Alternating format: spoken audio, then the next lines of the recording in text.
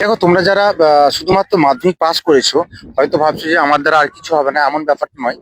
শুধুমাত্র যদি মাধ্যমিক পাস করে থাকো, তবুও তুমি অনেক পরীক্ষাতে বসতে পারবে। এবং যদি তুমি সঠিকভাবে এর পরেও যদি মেহনতটা করো, তাহলেও কিন্তু তোমার ডিফেন্স জব কিন্তু তোমার জন্য পাক্কা। তার কারণ হচ্ছে, শুধুমাত্র মাধ্যমিক পাস করে থাকলেই তুমি এসএসসি জিডি, যার মাধ্যমে তুমি আর্মি, বিএসএফ, সিআইএসএফ বা আইটিবিপি, এগুলোতে তুমি এলিজিবল, এগুলো তুমি পরীক্ষা দিতে পারবে।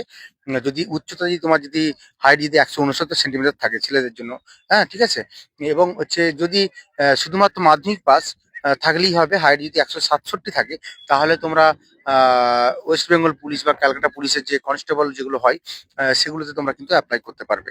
তো সেই জন্য যাদের মাধ্যমিকের রেজাল্ট খুব খারাপ হয়েছে, মানে একেবারে খারাপ, মানে কোনো রকমে পাস করেছে হয়তো, তো তোমাদের হাইট আছে, ফিটনেস আছে ভালো, তো তোমরা অন্য কোনো দিকে সময় ব্যয় না করে তোমরা ডিফেন্স জবের জন্য তোমরা চেষ্টা করতে পারো।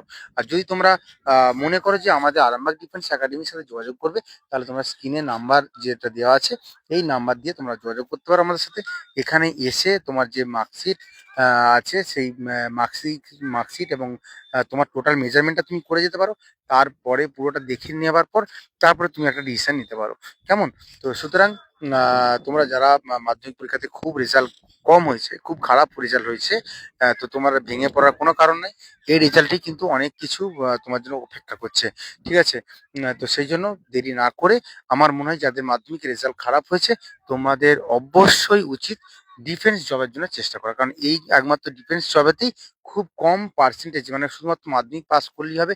শুধুমাত্র ফিজিক্যাল ফিজিক্যাল যদি ফিট থাকো, লিখিত পরীক্ষা এবং পরবর্তী যে ধাপগুলো আছে, সেগুলো কোয়ালিফাই করলেই কিন্তু চাকরি তোমার হাতের মুঠোয়। ঠিক আছে? তো চাইলে তোমরা আমাদের আরামবাগ ডিফেন্স একাডেমির সাথে যোগাযোগ করতে পারো, স্ক্রিনে দেওয়া নম্বরে যোগাযোগ করো।